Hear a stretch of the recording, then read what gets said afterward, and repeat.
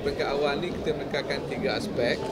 Aspek pertama ialah menyambut kehadiran pelajar.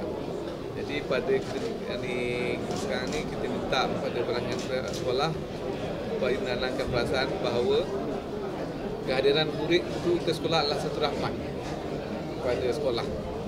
Jadi perlu disambut, dan kita telah memulakan program ini dengan minta pihak pengurusan sekolah sendiri, iaitu guru besar, penekanan menyambut kehadiran para pelajar itu.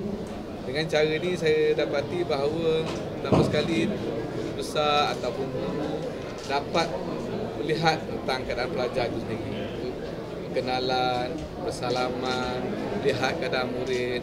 Kadang-kadang tadi tanya tentang dah makan ke belum, ada yang datang belum bersarapan. Jadi semuanya pihak sekolah tahu tentang bagaimana keadaan murid itu datang ke sekolah. Yang penting sekali penghargaan.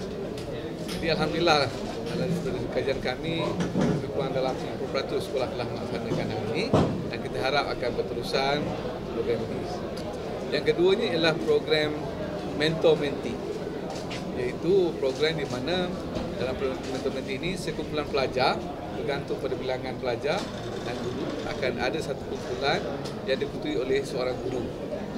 Jadi guru ini tujuannya bukan untuk akademik, bukan, just nak melihat dari segi apa dikatakan kebajikan dan sahsiah pelajar.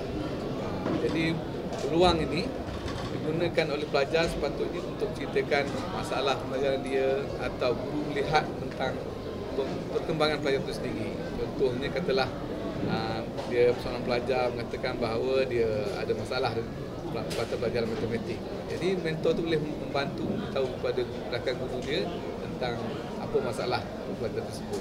Selain itu ialah nak merapatkan hubungan antara pelajar dengan guru itu. Jadi saya percaya dia sebagai seorang macam pengganti kepada parent di sekolah itu. Apa-apa hal biar dia mengadu kepada mentor itu. Ini pun telah berjalan, insya-Allah, alhamdulillah. Dan yang ketiga ialah melalui kaedah menghargai pelajar itu. Tadi terlihat menghargai hari lahir pelajar. Jadi tak semestinya kita buat satu acara yang macam ni, tidak. Kurang-kurangnya guru tu mention bahawa hari ini hari lahir si Ahmad.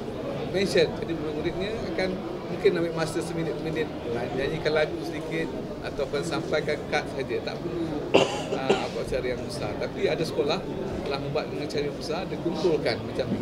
Sebulan sekali dia kumpulkan, dia beri apa ni kad, botol kek. Alhamdulillah, itu lebih baik lagi. Yang keduanya ialah menghargai sebarang kerjaan pelajar. Apa-apa pun, dia berjaya mewakili sekolah ke, berjaya mewakili kelas sekalipun, boleh di-mention dari kelas. So dengan cara itu kita harap dengan yang ini ialah murid dihargai, dan guru-guru kita dapat membentuk pelajar seperti dikatakan oleh dalam ucapan tadi sebut. Psikologi mengatakan bahawa untuk bolehkan seorang murid itu belajar, pertama sekali motivasi.